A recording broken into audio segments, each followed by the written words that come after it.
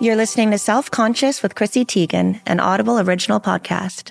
Join me as we explore the cutting edge of health, wellness, and personal growth with the world's leading experts and thinkers. From inspiring stories to actionable insights, our conversations aim to help you lead a healthier, happier, and more productive life.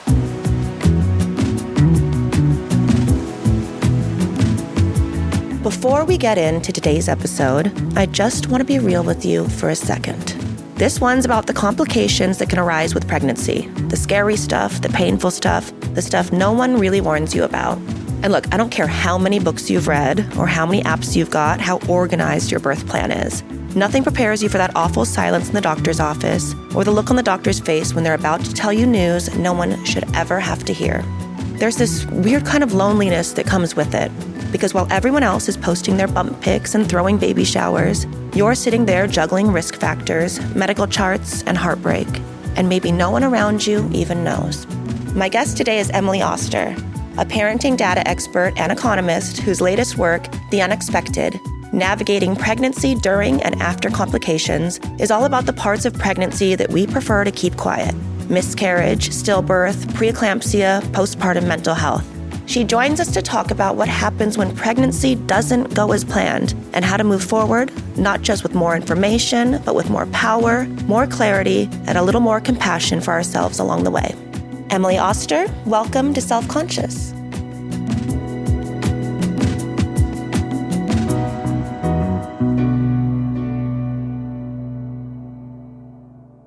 Where do we begin with this one? Where should we start? It's hard. It's not like an easy... It really isn't.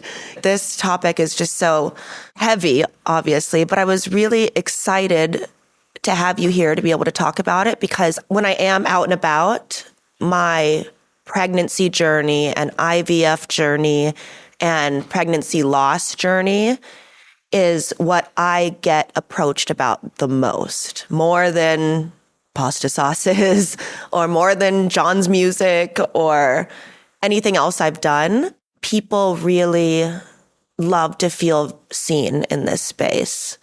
So thank you for being here. Thank you for having me. So what did make you want to write about these hardest parts of pregnancy?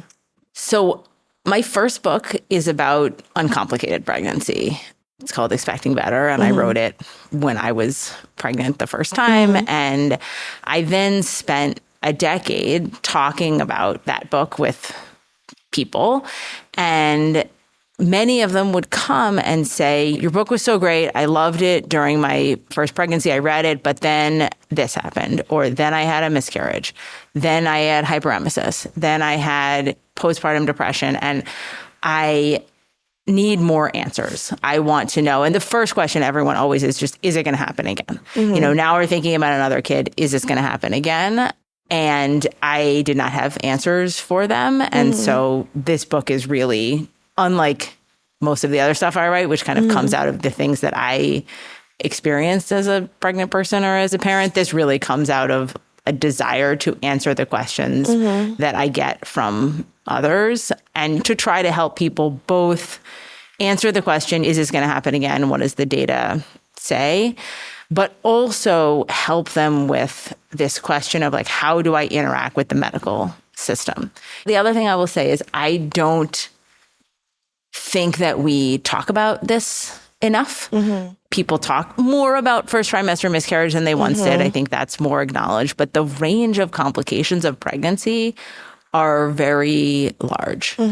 And they are still not something that is public enough. And that's something we should talk about. Well, first of all, I'll say, for anybody that doesn't know, I had a placental abruption with our baby Jack. We had named him in the 21st week of pregnancy. So I was bleeding terribly for weeks, honestly, but it started to get really bad. And I think the weird thing for me was there was no pain with it. I was just bleeding. And there was no cramping, and I didn't really know what was happening. But I do recall a doctor named Dr. Steve Rad, who came into the picture around the time of my abruption. And I just thought he was another doctor that I could see if my other doctor was busy or something. And then it wasn't until like a year after that I learned he was a high risk doctor. Like I had no idea. I thought he was just my other doctor. And at the time the pandemic was happening, so I couldn't really go into the doctor's office myself. So they would bring the machines to the home. And we're just monitoring things closely. And then that's why for me, this book is so important, is because I personally, having incredible, wonderful doctors, I didn't know what was happening to me. And even after, I'm not sure that I have a ton of clarity about what happened still. Yeah. I mean, that part of the story, the sort of, I didn't know what was happening at the time, and then I never even learned about it later. I hear that so often, and I think part I'm like of having to Google myself. And you don't have your medical, so it's not even clear you could get the answer from Google even if you tried. And this sort of feeling that people have that I just would like to understand what happened, and yet we're kind of sometimes I think the medical system is trying to protect you and trying to present the best case scenario or present, well, we're just monitoring, we're just going to watch. But I think for women in this situation, often you do want, what is going to happen? What are the options? What are some things that might happen? Like, let's be prepared. And this book is really about... Yeah, I didn't have a list of the right questions to ask or... And that conversation with your doctor is so challenging because you're not a doctor. I'm not a doctor. No. We're not doctors. And so you're coming into that conversation already without a set of knowledge that they have. And then also coming in afraid and sometimes confused and sometimes in pain. And there is a need to know how to have a conversation that will get to some answers, but how do we know how to have that conversation? Even the day of the procedure, the only reason I know that what I had was called an abortion was because John and I were talking one day about Roe v. Wade and how it was so terrible that people are going to not have that option. And I was talking about it in terms of that's so bad for them. I can't believe that they have to go through that. And John was like, well, you went through it. And I was like, what? And he was like, you had an abortion. I was like, oh, what? I did? Is that what it was? So yeah, it didn't even occur to me that I had done that. And that's what was done. And then I'm like, I feel so stupid because obviously he was alive and I was bleeding a lot. And I remember having so many questions after, because I remember getting blood transfusions for a day. And I just remember being like, well, why can't I just live at the hospital and get blood transfusions till this baby can come out and then we can both be safe? It was just so wild to me that I had an induced abortion. And then there were so many things that I would have changed about the whole process that I have big regrets about. Just if I had known more. Like what? I was so clueless as to what was going to happen. I literally was filming funny videos. I was talking about it I'm bleeding a little bit and getting my nails done and just watching TV and making fun of shows and stuff. And then to look back on that now, I can truly see how ignorant I was to everything that was about to happen because it just happened so quickly. I wouldn't have changed the procedure or obviously choosing to save my life, but I wish I would have held him longer or sat in that moment more because I actually was scared to look at his face because I thought it would be in my nightmares. But now the mystery face is in my nightmares. And I don't know if that's better or worse or what. So it's kind of a jarring, you don't even know what this thing looks like. But yeah, he was so teeny tiny. And I remember looking at his feet, but I didn't look at his face. And I have big regrets about that. And then I didn't know that it was an option really. That I just thought, okay, you can see him and then you're supposed to just get rid of it and get it out. And I still don't know. Would they let you hold him for 5 hours if you wanted to? And probably. Yeah. We are so bad as a society about death and grief. And I think that comes up in these pregnancy spaces, loss spaces all the time. And it comes up at end of life care too. You know, people die and then they're just going to take them away. It's well, actually, like sometimes sitting with someone, even when they're gone, is a thing people need. And so this book is co-authored with a maternal fetal medicine specialist named Nate Fox. And so one of the things he talks a lot about is the idea of radical acceptance of kind of holding that this terrible thing happened and then trying to figure out how can you have love or joy or whatever after grief, and how do we sort of hold those things at the same time. And I think it is very, very hard in that moment. And I can hear you giving yourself a hard, well, I should have done it differently. I should have done like, but how can you possibly, I know. How can you possibly hold yourself to that after nobody knows how we're going to react in that moment? Absolutely. Yeah. It's so interesting because even though it is done and past, I still have so many questions.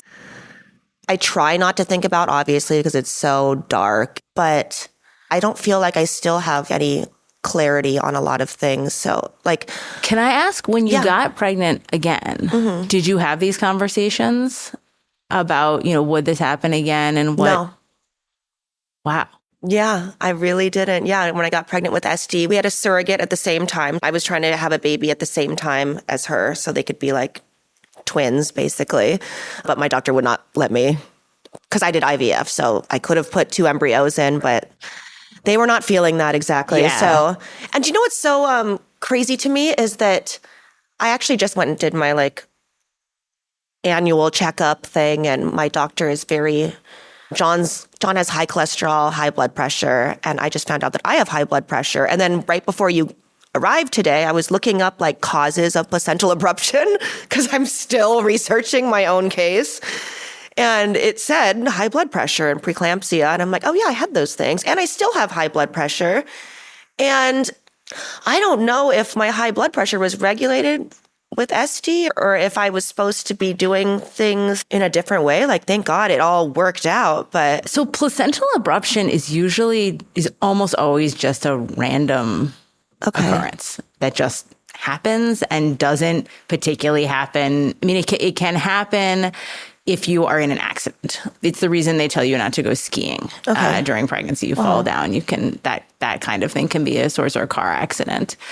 But most of the time, it's just a thing that happens at random, and not because of high blood pressure, actually not because of preeclampsia, which is a separate complication, not because of something else you did or something you ate or some kind of like any of these things. Are they ever viable? Like, so before? If you have a placental abruption late enough in pregnancy and the baby is delivered fast enough, it can be fine. And a very mild placental abruption, you could in principle push for several more weeks, but most of the time a placental abruption before viability would result in a second trimester miscarriage. Okay. Yeah. Yeah, see, I still have questions. So many years later.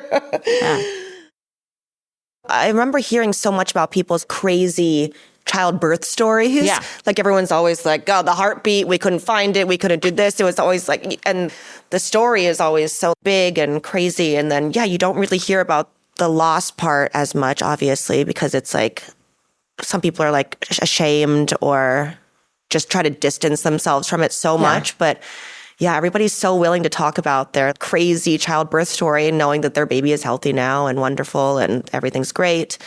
But I never once, I'm like, maybe I did, and I'm blocking this out too, but I never, when I made a decision to get pregnant again, I would just told myself, honestly, there's no way this could happen again. And then reading some of your book, I'm like, oh my God, the odds are there that it could happen again. It could happen again, yeah. And with almost any pregnancy complication, there is, an elevated risk of it happening again in a later pregnancy, although it varies a lot. So actually, in your case, the risk of a repeat placental abruption is higher. The risk is higher than it would be if you hadn't had one, but it is not very elevated. Whereas for some things like gestational diabetes, if you had gestational diabetes in a first pregnancy, it's extremely likely you will have it in a second one. And there's a number of other complications like that, which you should expect them to recur. And if we don't tell people that, then they're not prepared. I think one of the stories I think all the time about is hyperemesis. So like extreme nausea and vomiting in pregnancy, which can be debilitating to the point of people just being sort of unable to more or less do anything other than lay in bed without vomiting. And there were so many people who told me this happened to me in the first pregnancy, but then when I was going to get pregnant again, we didn't think about the possibility that would happen again, and then it did. And now you have a toddler, and you can't go to work, and you take it. And they sort of said like we should have thought about it. Not that we wouldn't have had another kid, but that I would have prepared. We would have talked about it in advance. We talked about what kind of help we needed. Like it's not that there's nothing to do, and I think it's what happens is people want so much for it to be different. You want so much to say, well, this isn't going to happen again. It is going to be easier. I won't have another loss. Yeah. That we fail to think about that possibility. And then that makes us have much less of an opportunity to prepare or make it less likely to happen. I remember looking at John and just being like, I want to be pregnant again. That can't be how my story ends. I would be laying on my deathbed so regretful that I didn't try again. And then honestly, I was prepared for maybe losing a baby again. But I'm like, I just did that. I went through it. How bad could it be if it happened again? Honestly, like I survived that somehow. So like if it does happen, okay, we can get through it. We just did. But on the bright side, like we could have this beautiful little baby after. But yeah, I guess that was like just going into it blindly. I didn't have any fear really. So maybe that blind faith. It was good. Probably served me well. I would have another kid again, and I wouldn't think about it. And I still wouldn't ask. I don't know if I'd even ask the questions then. I think that's a very interesting difference across people. I think there are certainly people who would say, like, I want to know every single thing. Let's go line by line through my medical record so you can tell me, like, what happened here, what happened here. That's not me. And I think there are people who would say, you know what? I don't really want to know. Like, it's really important to me to have another kid. Yeah. And I want to do that. And I want to move forward. But I still think, even in that case, there is a lot of value in at least opening to say, I'm really confident that this is what we want to do. This is really important to me. But if there is something we should be doing differently because of my past history, let's talk about that now. There's something about asking, is there something I should know? Yeah, absolutely. I do wish everything wasn't like this little doctor secret that they all knew about and like talked about and had feelings about without telling me. Yeah. I would have just like, you guys can tell me anything. Like, keep me updated on my body, please. I think when we interact with our doctors, it's almost like that's the first conversation you want to have is, what's the communication I want? Like, am I a person who wants to know every single number and go through this? Am I a person who wants to know when something's wrong? Am I a person who only wants to know what you're going to do? And I don't actually want to know how worried you are. Like, we all are interested in interacting in different ways. And I think that it's hard for doctors to know what kind of patient they're facing. Yeah. And I've always been that kind of person, though, that would just let the experts do their thing that they're good at. And it's like the opposite of me. I'm always the person who's like, you're an expert. Well, let me see. I'm going to look into that. I'm going to look into that information. Trusting, like, of anybody, honestly, really. I just trust that they know what's best. And we've said it before on this podcast, but like, I think it comes from never thinking my body was my own anyway. I've always been like very detached from my own body. Like, other people used it or took pictures of it or like abused it. And so like I've just detached from like really being like an advocate for myself because it's like, it doesn't feel like it's mine really. So like I never really was the type to have the confidence to feel like I deserved that knowledge, honestly. Yeah. But so, you do. I know. And I could look at any of my friends and know that they deserve to advocate for themselves and it's your body. But I also like, when it comes to me, like, I didn't want to be like a annoying, like, bother. I don't like to like bother people. I know. And I always felt like if I nitpicked everything or needed to know information on every little thing that I would be seen as a bother. No, people are very afraid of bothering their doctors. Yes. No, that's like one of people's core fears. I think I might have had a whole C-section just because I didn't want to like, I wanted to make it easier for the doctor. Did you have a C-section with all the... No, just with SD. probably be easier on her if she knew the date and time that we were going to have this baby. I just like, that's why I'm stupid. I'm an idiot. One of the ways I read what you're saying is that sort of coming in and saying like, you're the expert and I'm going to trust that you are doing the best thing is the thing that it makes you feel like relaxed. And for me, it is the opposite. Stress you it's the out. opposite. Yeah. Like I want to know exactly what is happening and understanding, I spend a lot of time in the medical space. Like I know a fair amount of the jargon. It is understanding the jargon that like allows me to relax. Yeah. But I think it's useful for people to know where in that spectrum they fall, because in order to make those conversations with your provider work the best, you do need to be able to tell them, like, this is the thing that's going to work for me. Yeah. I didn't take breathing classes, and I didn't even really know. I knew about the tearing and stuff, but I was pushing so hard. I got all my babies out so quickly. I remember with Luna, I had broken every capillary in my face because I was pushing so hard from my face and couldn't feel what I was actually doing. They all came out so quick. I mean, the labor was long, but like once I started pushing very quickly, and oh my God, I tore like left, right, center, everywhere because I was pushing so hard, so fast. Didn't really nobody told me to maybe just I thought the goal was to just get the baby out. But oh my God, if I didn't experience, I would have had a way better, if I had known that maybe obviously physics is going to say that if you're just inching this little baby out, you're not going to tear so badly. But I will say recovery wise, for every pregnancy, it was really fucking hard because of the tearing. And so that's another change I would make. I would take my time with the process of the pushing. Almost everybody has some tearing, but it's right that there are. What's that like without degrees. An epidural? I think pretty simple. I think at that. It's all at the end there. It's all really a lot. I'm not sure you can really super distinguish the different pieces of it. I remember them putting a black trash bag at the end of my feet and just scooping water and fluid and blood. All I remember about that was these chucks. Do you have these waterproof? The wee pads. The wee blue pads. Ones, the blue edges. My husband was like, these are amazing. And then he just went on Amazon. He was like, I'm ordering these. We need these for the house. I don't know. And then for years and years, we had these wee pads around everywhere. I remember oh my God, I was so grateful for that Frida bottle. Oh my God, that little one with the little spout that turns. I peed for months with this bottle. The tearing, the stitches. I feel like this is another thing we do not prepare people enough for. I mean, I had a couple of friends before who had, kids before who sort of mentioned that this is not something where you go and we tell people, here are the things that might happen. Here's the degrees of this. Here's what the recovery might look like. Yeah. We tell people, you're going to have the baby and we'll fix it up nice. And then 6 weeks later, you can have sex. Yes. And there is a wide range of how much recovery people need and how things feel afterwards. Yeah. And it is not the same. Oh, yeah, the post-care. And then that's not even factoring in the postpartum depression that can happen that I knew was a word, but I also heavily associated it with wanting to kill your baby. I thought that since I felt all this love for my baby and didn't have Susan Smith thoughts of harming them, that I didn't have it. Because I grew up with those horror stories of those women with terrible postpartum depression that harmed their kids.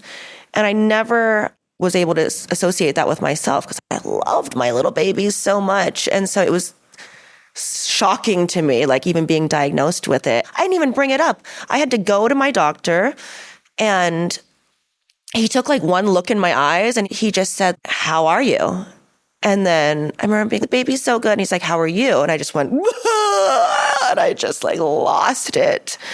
That's all it took was for someone else to see my eyes, the look in my eyes. And I wish people knew about just the wide spectrum that can go 15 into. to 20% of people have postpartum depression. And this sort of effectively postpartum psychosis, which really is what we're talking about with sort of Susan Smith, that's much rarer. I mean, that's that's really, really uncommon. But postpartum depression and postpartum anxiety are incredibly common. I mean, I just listened to a podcast on Susan Smith and they didn't say psychosis. They were still describing that kind of stuff as That's what depression is. Yeah. And then I think people think just because I'm not enjoying my life and I feel terrible all the time, well, but I love my baby. Yeah. As you say, like that's not, I mean, this is why it is so valuable to have some kind of to have screening, but a lot of people don't get screening. Yeah. So I think we need a little bit more of a normalization of every adult.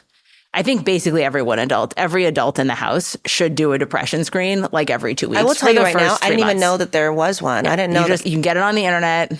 You get there's a bunch of questions, you get a score.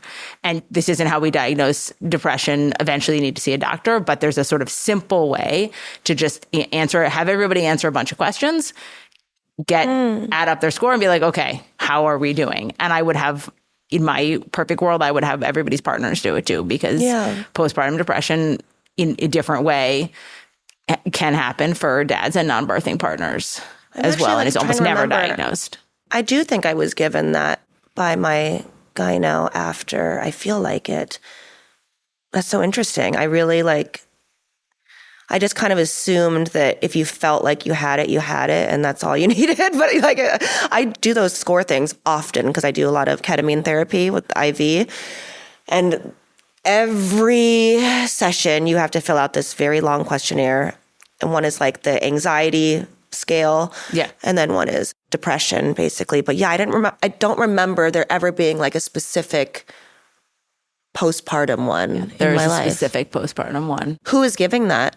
So it is common for it to be given at an OB checkup at like 6 weeks, although a lot of people don't end up having those. People have started giving them more at pediatricians' visits because we know that people are showing up at the pediatrician with their baby, so it's an opportunity. But this isn't a complicated form. It's like it's in like more than one of my books has a copy of this form in it.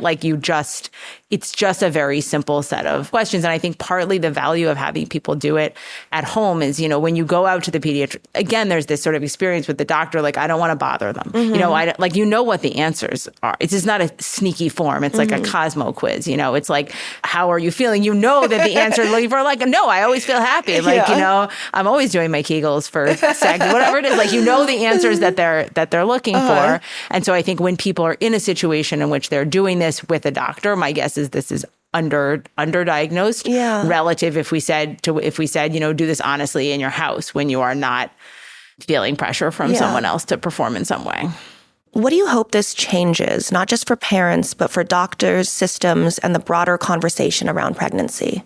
The first thing is I hope that it changes how much people feel they can talk, if they want, about what has happened and how much awareness there is, not to scare people, not to say, here are all the terrible things that could happen when you're pregnant, but to put people in a situation to be prepared for those possibilities and to feel like they can advocate if they happen. I also feel, I wrote this book together with a doctor, and a lot of the book is about communication and is about how to make those conversations that you're having where there's not that much time and the stakes are potentially very high. How do you make those conversations productive?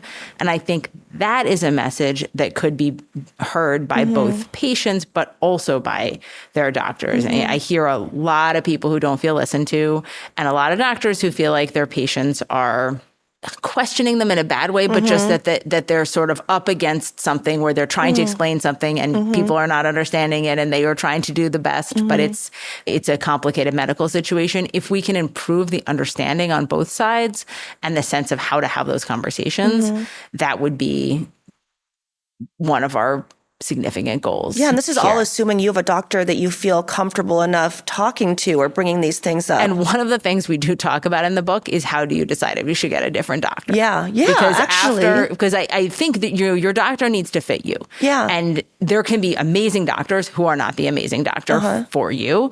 And we are very reluctant to quit our doctors because people feel bad. It's like telling your doctor you're a sucky doctor. You're a bad doctor. But that's not what it's saying. Someone could be a great doctor and not great for you. And so really, particularly in these situations in which you're coming out of a complicated pregnancy and thinking about another one, it's a good time to ask, do I have the care team that is the right care team for me? I will say, I think it's worth people asking that, even if the first pregnancy was good. I moved cities between my two pregnancies and switched providers just because I was in a different city. what are some things that pop up, some red flags that happen that'll tell you need to switch caretakers? The number one is not feeling listened to. So when you leave the office, you feel like I didn't get my questions answered. And sometimes the reason you didn't get your questions answered is because you kind of blanked on your questions. And there are other solutions to that, like writing down in advance what you want to talk about. But often people can feel quite dismissed in their concerns. And you need to find a provider who does not make you feel dismissed. So I think being listened to is probably the core. Honestly, that's the main thing I would tell people to think about. If you're not feeling listened to, it's time to think about whether there's another or feeling provider. rushed. I think a lot of times with different doctors in my life, you just get the vibe that they got 600 more people to see this day. So I always I never felt like I really had a ton of time.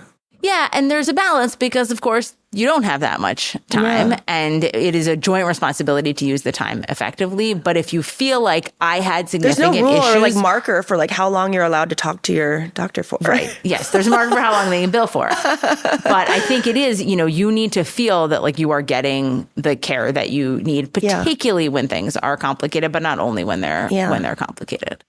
Oh, wow.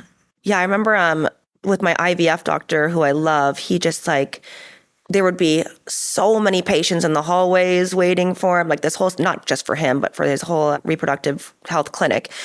But I always felt like, Dr. Wong, you're amazing. He's amazing. He's the best. Just so seen and listened to. And I often felt like the specialist, even though I had to see a lot of freaking specialists and different people for different things all the time, it felt like the specialists always took their time, and I'm very appreciative of that. Yeah. The other thing I will tell people is if you are interviewing new doctors, make sure that you bring your true self to that interview. So, if you're going to choose a new doctor, you might as well talk to a few different options. Yeah. And the temptation in those conversations is to bring whatever is your kind of most normal, typical, high, to bring your highest kind of self and not bring all your crazy. Yeah. I will tell people bring your crazy. Yeah. Because you're crazy, they're going to get your crazy later. And you better find someone who's going to deal correctly with your particular brand of crazy. So, when you're talking to new pediatricians. Because I really when I'm looking for a doctor, I like a pretty office. And they got to be funny. Maybe that's your thing. You got to be funny. I'm trying to think. I don't think I have any funny doctors. You don't have funny doctors? I don't think I have funny doctors. I know. I just or I need them to give me shit or just. My primary care doctor is the mom of one of my daughter's friends. And I think I always make her late because we end up while she's doing my pass mirror, we're what do you think of the math teacher? I would love that. I would love that. That's good. That's a good relationship. And she knows all the ways in which I'm crazy. She's always I understand you run too much, but here are the things you need to change. If somebody is out there listening right now and they're in the middle of a complicated pregnancy or fresh out of a loss, what's the first thing you want them to know? First thing I would say to them is, I'm so sorry that you're going through this. And then I think the second thing I would say is, to the extent that you can, knowledge is power in both understanding what's going on now or understanding what's gone on in the past. And if you can, even though it is hard, understanding more about your situation may help you move forward in an easier way. And maybe that means asking a friend to understand more about the situation, asking your partner. But don't be afraid of information because it can help. Before we end, there's something that I feel like is so under talked about too, and that is what it looks like to lose a baby and to still have your body in that state of pause. And every time you look at that body, you are reminded of the loss. You're now I'm big with no baby. And it's something that was that for me was really, really hard because it's number one, a constant reminder, but also it changed my body forever. No diets ever worked the same again.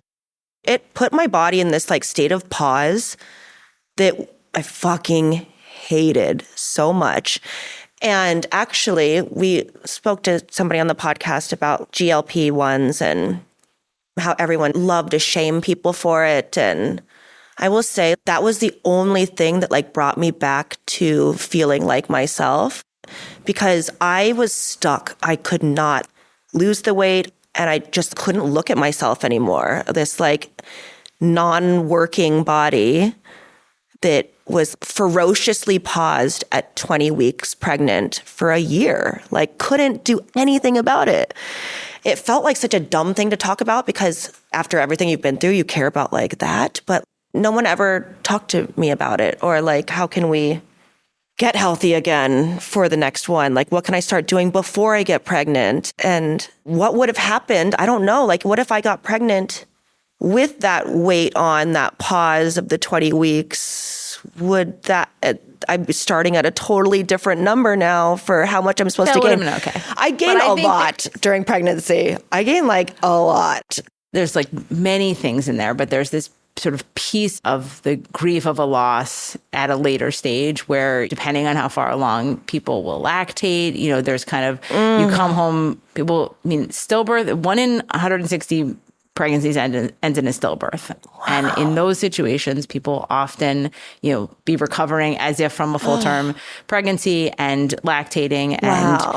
And as you say, then it's all of the terrible features and not the baby. And I think that there's there's almost nothing to say there other than that makes it even worse.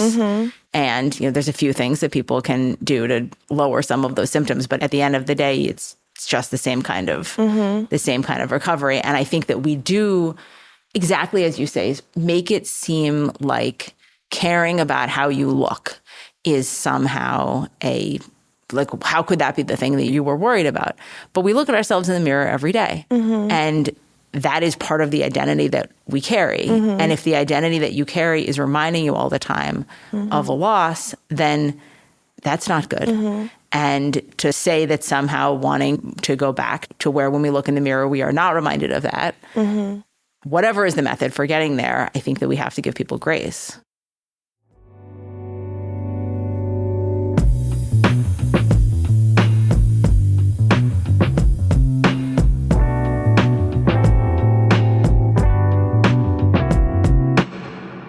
And now for the toolkit. Each episode, our guests distill their expertise into practical and actionable insights. Today, Emily shares practices aimed at helping anyone who has difficulty communicating with their doctor.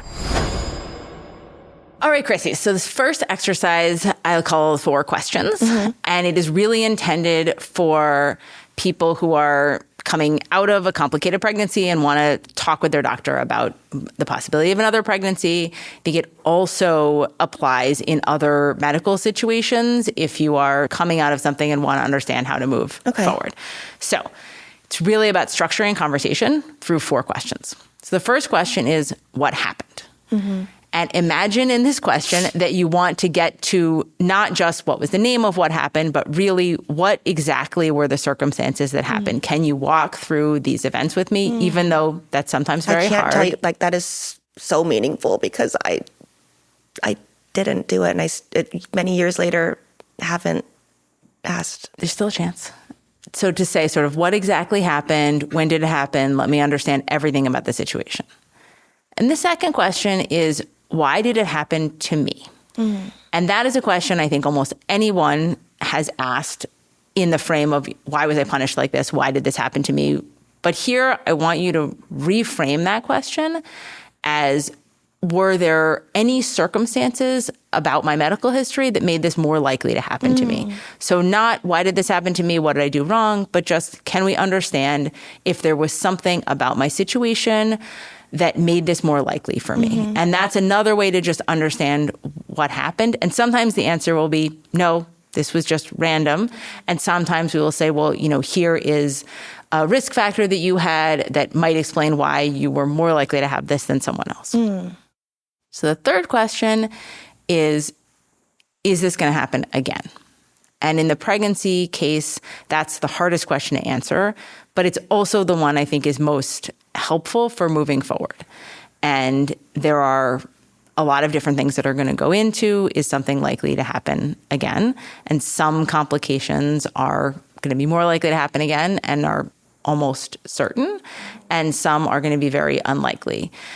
And when Nate and I talk about this in the book, and when you think about it, I think it can be very helpful for people to sort of understand the risks in kind of 3 buckets. So thinking about one possibility is it's very likely this will happen again. Say, more than 50%. I should expect this to happen again.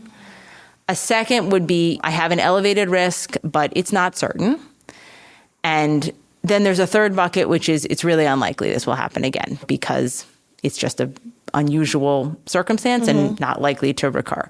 And so trying to put your risk probability in one of those 3 buckets, which then can help you figure out how to move forward. Sometimes if you want to move forward, but even if you do, know that you want to move forward with another pregnancy to understand what should we expect to happen.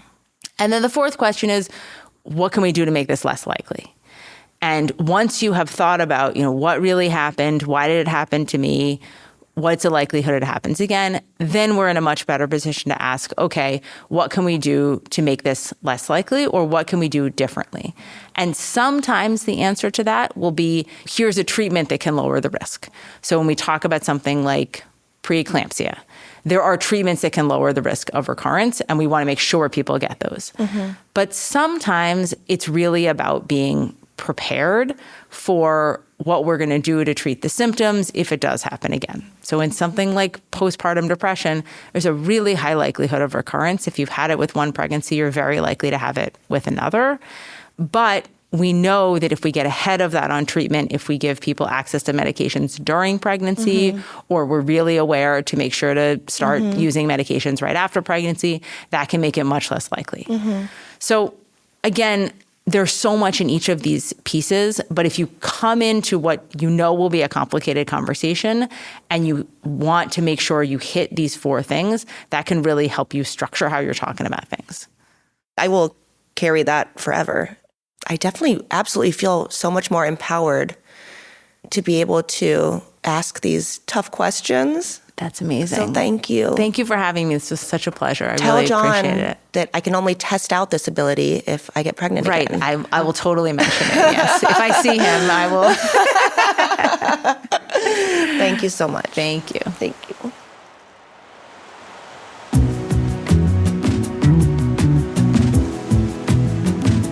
Emily, I want to thank you for joining me today on Self-Conscious. Emily Oster's The Unexpected, Navigating Pregnancy During and After Complications is available on Audible. Until then, tune in, turn on, and feel better. This is Chrissy Teigen, and you've been listening to Self-Conscious, an Audible original podcast.